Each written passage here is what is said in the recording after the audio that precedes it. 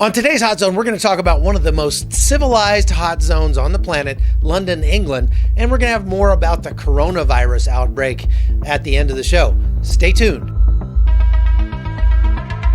This is the Hot Zone.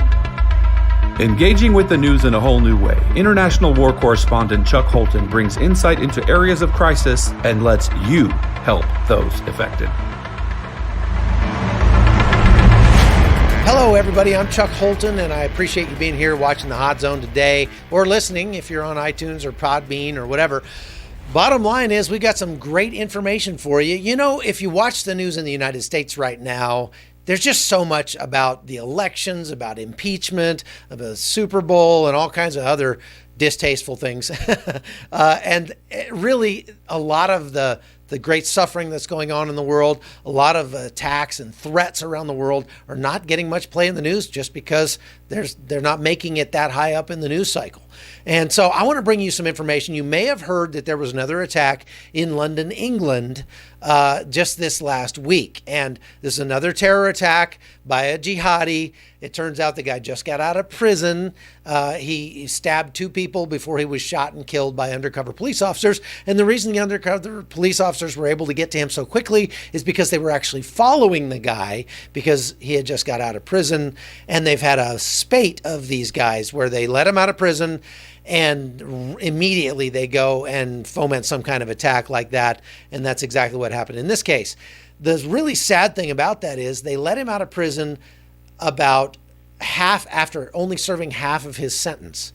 About a year and a half ago, he was picked up and convicted of distributing terrorist literature, of making terroristic threats. He had encouraged his girlfriend to go out and kill infidels, and he had written in his diary that he wanted to become a martyr. That was one of his life goals. Well, I guess he got that one checked off the list there at the end. But England has this terrible habit of letting criminals out after only serving half their sentences. This is their way of being compassionate to criminals. And it turns out that's maybe not such a good idea.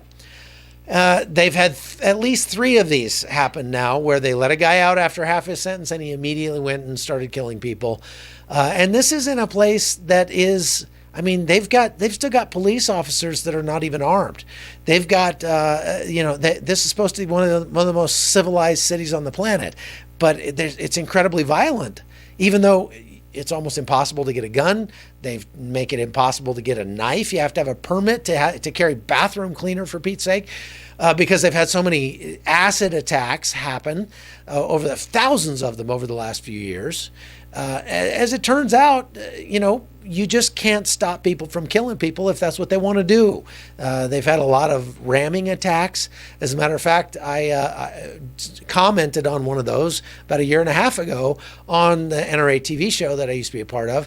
Listen to this. Law enforcement authorities in London are immediately saying that this is being treated like a terror attack, although this happened right in the same spot, essentially, where there was a major terror attack like that, a very similar attack back in March of last year, where you'll recall, I think it was Khalid Masood was the guy's name, plowed into pedestrians, did the same thing, killing several people, and then got out and started stabbing people. And the difference that we see with this attack and the last one is that when Khalid Masood got out and started stabbing people, the first person he killed was a police officer who was on duty but did not have a weapon. It just is mind-boggling to me that Great Britain still has police officers that wander around with no way to protect their citizens. They're completely unarmed.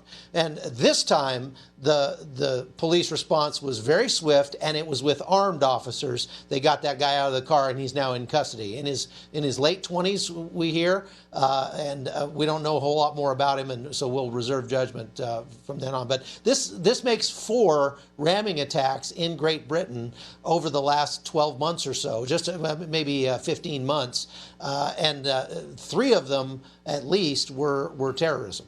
So there you have it, folks. I mean, the bottom line is you're not going to stop people from killing other people if that's what they want to do. You can't legislate this stuff away. There's just no way to do it. You can't legislate the human heart. And that is really what it comes down to, is that evil resides in the human heart. And in order to change that, you've got to change the human heart. And there's only one good way I know to do that, and that's to convert people to Christianity. But that's not politically correct, even though Ann Coulter brought this up years ago and was roundly criticized on the internet for it. She said that if we wanted to fix Afghanistan, the best thing we could do is go over there and kill their leaders and convert the rest of them to Christianity. I know that's not politically correct, but that would actually probably fix the problem. Unfortunately, I mean, it's sad to have to be so politically incorrect. It's sad that that is politically incorrect. Look, if we're going to change people, we've got to change their hearts. If we're going to change their hearts, then we will change the culture, and that's all there is to it. But to try to have your cake and eat it too, let these people have their culture, which is an incredibly violent culture against anybody that they disagree with, and hope that there's not going to be any violence, is just a mad wish. And on that topic, if you're going to let people out of prison halfway through their sentence, maybe that's not such a good idea after all either. Being civilized to criminals, to terrorists, usually doesn't work out too well. But the other side of that coin is that the longer they keep them in prison, the more radicalized they get, because they're allowing them to practice their religion in prison with all their buddies. Now, human rights wise, you kind of have to let them practice their religion if they want, but you don't necessarily have to let them do it with all their friends.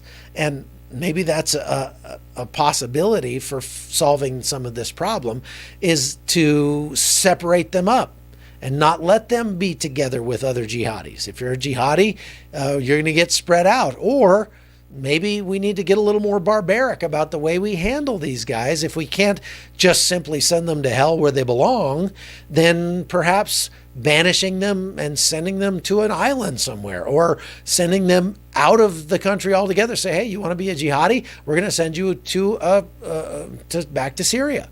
We'll fly you back to Syria, drop you off, tell you to have a good life, and send you back to a radical jihadist country. I mean, that's not the best solution, but it might be better than just letting them out and letting them roam the streets just because we feel like being nice. And so here's what some other eyewitnesses of this most recent attack had to say about the attack. Listen to this. Just had a very positive meeting with the Prime Minister and the Home Secretary. We're going to go away and put together a statement, and we'll be announcing that fairly shortly. It's safe to say that we believe this was an isolated incident. Officers reacted remarkably quickly. Our thoughts are with those who've been injured. There have been 3 people injured, and our thoughts are with them tonight. We'll make a statement very shortly. Thank you. All right, so let's talk about changing lives. Like I say, this podcast is not just about bringing you the news. It's about trying to make the news a little bit better. And when we talk about changing lives, I want to show you something that that subscribers to the podcast have made a difference in the lives of a little guy and his family here in Panama over the last week. I ran into this kid as I was driving to the airport one day. It was late at night, and he flagged me down by the side of the road, was frantic because he had missed the last bus and he didn't have any way to get home.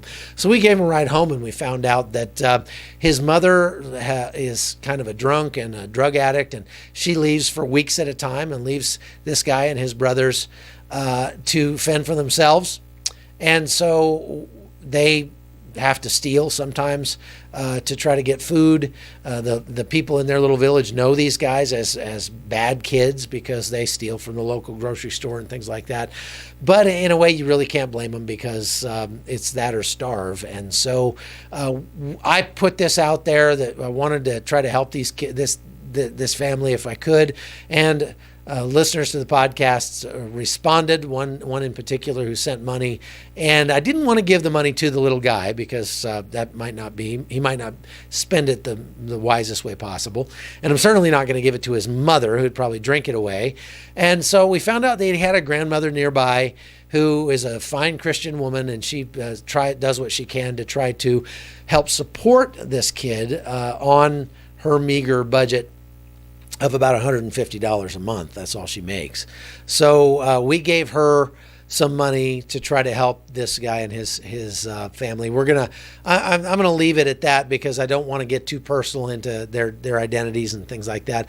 But suffice it to say, when I showed up with that money, she burst into tears and started crying and said, "You know, I was just praying that God would send me some help for this little guy and his brothers, and here you are."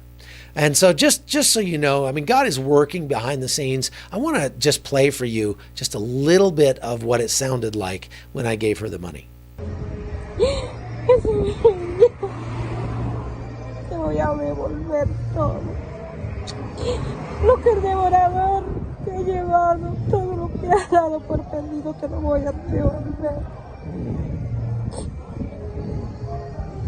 Entonces, sí.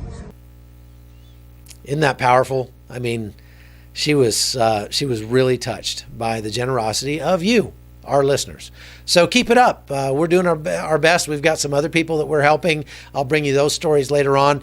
Bottom line is we're doing a lot to make the news better, and you're a part of that. So we're leveraging modern technology to do it, and that's a fantastic thing. So we're going to talk a little bit more about the coronavirus as well. And you heard from Ellen Joe Barron here on the podcast not long ago. Just the takeaway there is that the coronavirus is not as deadly as the regular flu, but it does spread more easily, and that's why they've declared a global health emergency about this. But I wanted to bring in a couple more experts on the subject to give you a little deeper, richer understanding of this coronavirus and where we're at right now with this. It's not quite a pandemic, but it's getting there. Listen to this. But what we have noticed in previous outbreak is that usually people have too much information. And so now we are partnering with other groups such as Google, and they have launched a new project called SOS Alert. And this will help people to have in one place all the information they can have they can find on coronavirus. What we do is really first acknowledge that this infodemic exists and needs a specific treatment. And this treatment is not easy because it requires a lot of global collaboration. For instance, when we had this publication that there was a transmission from asymptomatic cases, people had suddenly the impression that the virus was in the air, and everybody who go under this cloud of virus will be infected. So this is not the situation. Currently, the virus is transmitted through droplets, and you need a close contact to be infected. We try to have still names for viruses, but names that are not affecting either a country, a place, a given community, or people wearing a certain name. So we are really trying to be as neutral as possible, but as helpful as possible as well, because we need also to name things with the same name everywhere in the world if we want to tackle the enemy the same way. All right, thanks for watching the podcast. I'm Chuck Holton. The Hot Zone is produced by Amy Holton and Livefire Media. Copyright 2019.